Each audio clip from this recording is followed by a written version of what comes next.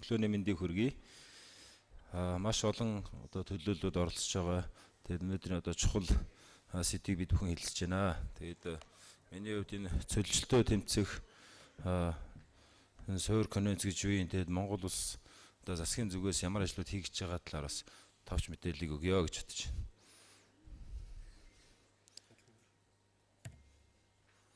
Хаана байсан бол? Тийм.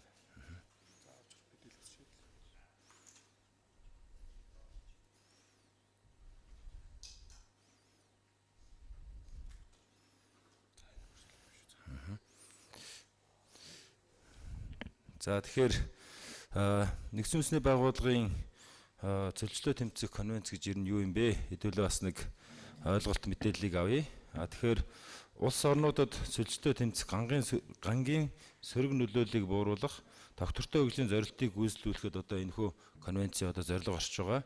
За тэгээ энэ дээр бол газрын асуудлыг одоо гочлон хөндөжтэй байгаль орчны талаас нь харж үзээд ийм олон талт ийм цогц арга хэмжээ байдаг юм аа. Засаглалын хувьд болохоор 2 жил тутамдаа болохоор талуудын баг хурал ингээ болоод явдаг. За захиан байгуулалтын хувьд болохоор нарийн бичгийн даргын нарын газар болохоор одоо гол одоо координацийг хийж зохион байгуулалтыг хийдэг байгаа. За энэхүү конвенцаас 12 жилийн стратеги баримт бичгийг ингээ гаргасан байдаг. 2018 оноос 2030 он хүртэл дэлхийд даяараа бидний цөлжилтийн эсрэг юу хийх юм бэ гэдэг энэ талаар бас баримт бичиг гаргасан байдаг. За өөрийнхөө хүрээнд болохоор хэрэгжүүлэх зорилтуудын үед аваад үзэх юм бол тэр нь олон талын оролцоог голлож анхаарсан байдаг. Мөн бодлогын хувьд одоо тодорхой байх тухай, шинжлэх ухаанд суурилсан байх тухай, тэгээд тухайн улс орнуудын одоо чадварх тэгээд нөөц болцоог одоо нэмэгдүүлэх одоо энэ асуудлуудыг бол тавьж ингээ зорилтуудаа тодорхойлсон байдаг. За стратеги одоо зорилтуудын хувьд болохоор доройтлыг бууруулах, эмзэг байдлыг бууруулах, гангийн нөлөөллийг бууруулах, эерэг нөлөөллүүдийг тэгээд түншлэл санхүүжилт гэсэн одоо эдгээр зүйлсээр бол гол стратеги зорилтуудаа ингээд тодорхойлоод дэлхийн нийтээрээ энэ одоо 30 он хүртэлх баримт бичгтэрээ тулгуурлаж талаас ингээд ажиллаж байгаа. За гишүүн орн тийм үү байгаа. За энэ гишүүн орнуудын хувьд одоо хүлээх үүрэг нь юу байдаг вэ гэхээр конвенцийн үзэл санаанд нийцсэн эрх зүйн орчныг бүрдүүлэх, мөн бие даасан үндэсний хөтөлбөртэй байх, ганц зүйлсийн явцад үүсэх физик, биологи, нийгэм эдийн засгийн асуудлыг шийдвэрлэх цогц арга хэмжээг төлөвлөж одоо авч хэрэгжүүлэх, цөлжилтөө тэмцэх гангийн нөлөөллийг бууруулах, хүчин чармаалтаар дамжуулан ядуурлыг бууруулах, олон нийтийн цөлжилтөө тэмцэх гангийн нөлөөллийг бууруулах зэрэг одоо эдгээр ажлуудыг бол үүргүүдийг одоо хүлээсэн байдаг. За Монгол улсын хувьд одоо хэрэгжилт ямар байгаа юм бэ гэхээр үндэсний хугацаа тайлангуудаа бид тэр жил тодорхой хугацаанд ингээ хүргээд явдаг байгаа. За 2001-ээс 10 он хүртэлх одоо хугацааны тайланг өгсөн. Мөн 2010-аас 20 он, 19-ээс 23 оны үндэсний хөтөлбөр түүнтэй холбоотой хэрэгжүүлж байгаа үйл ажиллагаагаа тайлангуудаа ингээд өгөөд явж байгаа. За тэгээд дээрэс нь газрын доройтлыг тэглэх сайн дурын үндэсний зорилтуудаа бид тодорхойлоо гаргасан. За үндэсний атласыг цөлжилтийн одоо атласыг боловсруулсан. За мониторингийн одоо энэ тогтолцоо ингээд бүрдүүлсэн байгаа. Дараагийн слайдуудад талууд нь гарна. За ингээд үндэсний мониторингийн тогтолцоог аваад үзэх юм бол цагуур орчны шинжилгээний газраас 1500 цэг дээр хөрсний үржил шимийн нөхцөл байдлыг 5 жил тутам ургамлын ажиглалтыг бол ингээд жил болгон хийгээ явж байгаа. Мөн түнчлэн бэлчээрийн төлөв байдлын тайланг 2020 оны байдлаар ингээд гаргачихад байж байгаа. Газар зохион байгуулалт геодо зураг зүүн газрын хувьд болохоор 4800 цэг дээр фото мониторинг ингээ хийгээ явж байгаа зургаар. За мөн түнчлэн газрын төлөв байдлын тайланг ингээ хийгээ явж байгаа. Ийм одоо бидний одоо юу гэдэг үндэсний хэмжээнд тодорхойлсон одоо ийм тогтолцоо системийг бий болгоод ажиллаж байна. За Бачаргал докторийн хувьд бас сая хэллээ. Юу гэхээр ерхийдөө бол зарим газар нөхцөл байдал ингээд 80% хүртэл байж байгаа гэдэг одоо энэ доройтлох одоо нөлөөлж буй хүчин зүйлүүдийг аваад үзэх юм бол за ер нь бол байгалийн хүчин зүйл 50-аас дээш хувь, хүний хүчин зүйл 49 гэдэг ерхийдөө нэг ойролцоо гэж үзчихсэн бол сүүлийн тэр 5 мэдээ баримтаар болохоор ерхийдөө хүний нөлөө илүү их байгаад байна гэдэг ийм тооцоолууд гарч иж байгаа.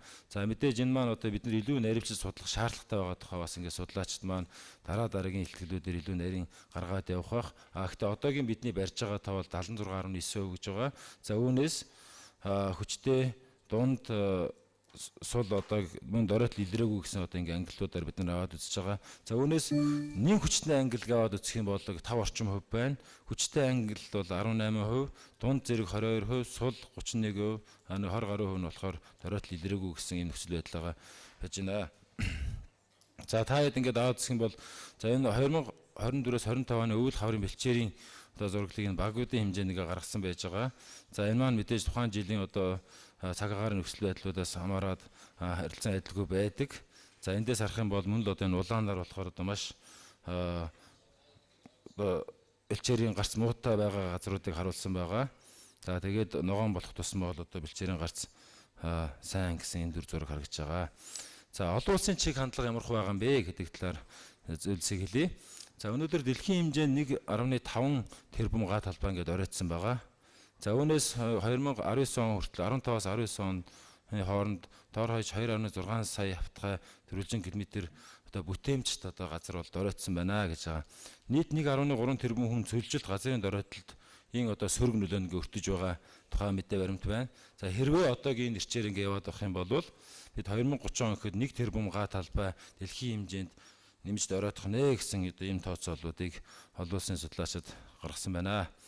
За тэгвэл цөлжилтөнд хамаарах олон улсын санхүүжилт ер нь аль салбарууд руугаа чиглээд байгаа юм бэ гэдэг дээр аваад үзэх юм бол хөдөө аж ахуй, хүрээлэн буй орчин, ой гэсэн салбар дээр цөлжилтийн эсрэг болоод цөлжилтөөс урьдчилан сэргийлэх ажлууд дээр болохоор хөдөө аж ахуй, ой, хүрээлэн буй орчин гэсэн энэ чиглэлүүдээр бол голчлон ихэнх улс орнууд маань анхаарлаа хандуулж байна гэдэг. Тэгээ энэтэй холбоотой санхүүжилтийг энэ чиглэлүүд рүү оруулж байна гэдгийг мэдээлэл өгсөн юм аа. За уур амьсгалын өөрчлөлт ба газар гэдэг энэ IPCC-гийн одоо энэ мэдээ тайлбарууд ингээ гардаг. За үүнээс ингээд аваад үзэх юм бол уур амьсгалын өөрчлөлт газрын доройтлыг бол илүү түргэсэх юм байна. Түргэсгээд байна. Газрын доройтол нь хүлэмжийн ялгаруултыг нэмэгдүүлж нүүрс төрөгчийн шингээлтийг бууруулах замаар уур амьсгалын өөрчлөлтийг хөдөлгөх гол хүчин зүйл нь болоод байна.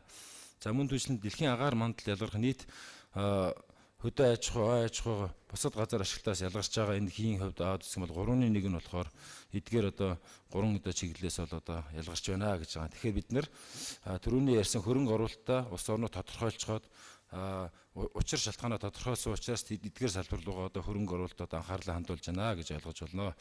Мөн агаарт ялгарх метаны хийн 61% нь мөн газраас ихтэй байж байгаа. За газар тариаланд ашиглагдах азотын 50% нь ургамал бус агаарт азотын эсэл болон дэгдэж байна гэсэн одоо ийм гол дүгнэлтүүдийг гаргасан олон улсын одоо судалгааны томоохон тайлан болж гарсан байгаа. За мөн энэ газрын доройтол бол биологийн олон янзын байдалтай ямар холбоотой гэхээр одоо Батцайхан багшаас ахуулаад нэлээд дэлгэрэнгүй зүйлсийг бас энэ дараагийн Монгол улс тохиолдоод байгаа зүйлсүүдийг ярих бах. Тэгэхээр энэ 3.2 тэрбум хүний сайн сайхан амьдралд газрын доройтлын улмаас үгүй болж байна. Мөн биологийн олон янзын байдлын үед нэг 40 орчим хувь нь одоо буурч байна гэж байгаа. Энэ доройтлын улмаас мөн газрын доройтлын улмаас экосистемүүд 6 их $80 тэнцэх хэмжээний эдийн засгийн алдагдлыг хүлээж ийн гэдэг. Энэ тав бүхнийг одоо сонсоход та бүхэнд бас нэг бодрол төрөх болов уу гэж бодож байна. За тогтвортой хөгжлийн зорилтыг хэрэгжүүлэхэд одоо бидний оруулж байгаа $1 ирээдүйн $22-тай одоо тэнцэх юм ашгийг авчирнаа буюу урьдчилан сэргийлэх ажиллагаандаа бид нар $1 зарцуулах юм бол ирээдүйд бид нэр $22 хэмнэнэ гэж ойлгож байна. За дэлхийн 86 орны тодорхойлсон 842 янзын одоо үйл ажиллагаанууд байгаа энэ газрын доройтлыг тэглэх зорилгын хүрээнд аваад үзэж байгаа. За эндээс аваад үзэх юм бол ерөөсөө засаглал бол маш чухал үүрэгтэй юм байна. Сайн засаглал байж ич энэ асуудлыг шийдэх юм байна. Мөн одоо хөдөө аж ахуйн салбарт болохоор юм хосолсон хэлбэрүүдийг авч үзэх хэрэгтэй. Жишээ нь бид нар одоо бэлчээрийн мал аж ахуй гэж байгаа. Энэ дээр бас одоо үүсэт байгаа нөхцөл байдалтайгаа уялдуулаад бас тодорхой одоо бусад хэлбэрүүдийг хослуулах хэлбэрээр явах одоо шаардлага гарч ирж байна гэж үзэж болно. За Монгол улсын хувьд газрын доройтлыг тэглэх ингээ зорилтуудаа тодорхойлсон. За үүнд бас Бачаргал сайд маань бас ингээ дурдсан байгаа. Юу гэхээр 2030 он гэхэд ойн хомсдол ба ойн доройтлыг бууруулах замаар 2015 онд 7.8 байсан ойгоор бүрдсэн талбайг 2030 он гэхэд бид 9% хүргэнэ гэсэн ингээ зорилт тавьж байгаа. За мөн бэлчээрийн тогтвортой менежментийг нэвтрүүл цаашид хээрийн экосистемийг доройтлыг зогсооно. Газар тариалангийн бүтээмжийг 2015 оны 1.6%-аас нэмэгдүүлж 2030 он гэхэд 2.5% болгох юм зорилтуудыг тавьсан. За мөн 2030 оноогт ус чийг бүхий амархан газрын хомслыг тэглэнэ гэд та бүхэн эндээс харахад бол дэлхийн нийтийн тэр тавьж байгаа одоо 3-4 асуудал дээр бас мөн адилхан манай Монгол орны хувьд бас анхаарч ажиллаж байгаа гэж ойлгож байна. За энэ одоо газрын доротлыг тэглэх стратегийг хэрэгжүүлэхдээ бид газрын доротлыг тэглэх зорилтууд ингээд дэмжлэг үзүүлэх, шилдэг туршлагуудыг илүү өргөжүүлэх, санхүүгийн одоо олон их үүсвэр бид нар олон талд ингээд тодорхой жижиг сажиг ажлууд хийгээд байгаа. Аль болохоор эднэрийг нэгтгээд ингээд томоохон болгоод ингээд зорилтод бүлгүүдэд хуваагаад ажиллах одоо ийм шаардлага бий. За тэгээд олон талт үр ашгийг бий болгох, үндэсний одоо хэмжээний ийм чадвархийг одоо бүхий л салбар, бүхий л түвшиндөө бий болгох шаардлага байгаа гэж хэлж байна.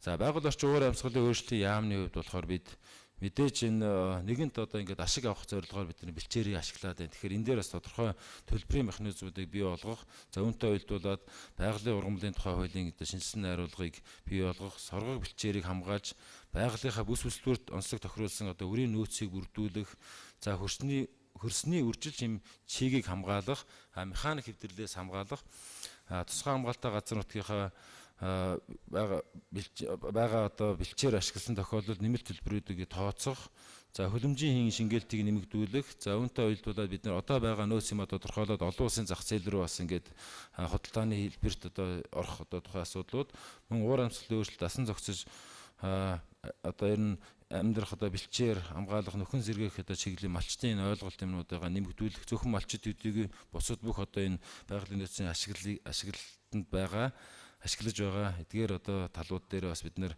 анхаарч ажиллах юм шаардлагатай. Тэгээ үүнтэй холбоотой бид нэр тодорхой ажлуудыг ингээд төлөвлөд ажиллаж байгаа гэж болж байна. За ингээд аймагуудыг аваад үзэх юм бол эхний ээлжинд бид Говь Алтай, Баян хонгор, Өвөр ханга, Өмнө Говь, Төв, Дунд Говь, Дорн Говь, Говь Сүмбэр гэсэн эдгээр одоо аймагуудаар төвлөрч байгаа. Олон одоо ихтгэл юмнууд дээр гарч байгаа, цааш гарах байх. Одоо тэр газрын зураг дээр харах юм бол бид ингээд энэ бүс нутгууд бол бидний одоо нэг номерт одоо анхаарах хэрэгтэй ажлууд болоод байгаамаа. За дараагийн нэг товчхон мэдээлэл болохоор энэ цөлжтэй тэмцэх тухай Нэгдсэн улсын байгууллагын суурь конвенцийн оролцогч талуудын 17 дугаар байх хурлын тухай Одон таяа сайдын хэлтгэд гарсан, замун түвшлэн Бачаргал одоо докторийн хэлтгэд бас гарсан байж байгаа. Тэгэхээр энэ том ажлыг бол бид нэр хийснээрээ яах юм бэ гэж. Энэ үнэхээр одоо дэлхийн нийтийн анхаарал Монгол улс ямар одоо үүргийг гүйцэтгэж байгаа, ямар ажлуудыг хийж байгаа. Бид эндээс олон улсын энэ санаачлагуудад нэгдэж орсноороо бид ямар үр ашгийг бас хүртэх юм бэ гэдэг дээрээ бас анхаарах хэрэгтэй. Тэгээ үүний хувьд зохион байгуулалтын ажлуудыг хийж байгаа. Гадаад харилцааны яам дээр ажлын хэсэг гарсан. Энэ ажлын хэсэг болохоор олон бас тодорхой яамдуудын төлөөлөл орсон байгаа. За мөн одоо байгаль орчин уур амьсгалын өөрчлөлтийн яамнаас бол төлөөлөл ороод энэ ажлын хэсэг маань ингээд ажиллаад явж байгаа. Бидний зохион байгуулалтын нэлээдгүй одоо нарийн ажлууд бий. Энийг бол бид салбараараа хамтдаа одоо энэ салбарт ажиллаж байгаа хүн болгон одоо улс орноороо бид нэр үе ажиж бүгд хүчээ нэгтгэж хийж одоо хийх ёстой гэж үзэж байгаа. Энэ зүгээр зохион байгуулалтын одоо юунуудын одоо хийж байгаа хувилбаруудыг бас энэ товчхон ингээд урдж байгаа.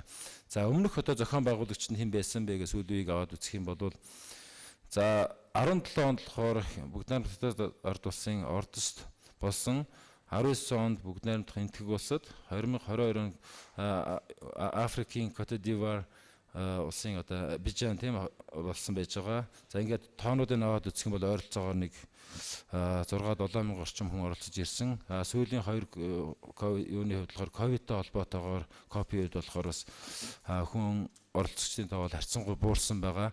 Бидний одоо 2026 онд бол дор хаяж бол 10,000 хүн ирнэ гэсэн одоо ийм тооцоололтой байж байгаа. За ийм учраас одоо ингээд бидний зохион байгуулалтууд бол маш нарийн одоо үе шаттайгаар төлөвлөж ажиллах одоо ийм шаардлага гарч байгаа гэдгийг товчхон мэдээлье. За энд болохоор деталлуудын гаргасан байж байгаа тухайн одоо зохион байгуулалтуудын. За энэ бол нэг та бүхэн одоохондоо нэг чухал биш байхаа. Гэхдээ бол ингээд ажил эхэлж гисэн явж байгаа. Засгийн газрын төвшөнд одоо бүхий л одоо төвшөндөө бид бол энэ ажлуудыг төлөвлөд ингээд ажиллаж байна гэдгийг дурдсан ингээд анхаарал тавьсан та бүхэнд баярлалаа.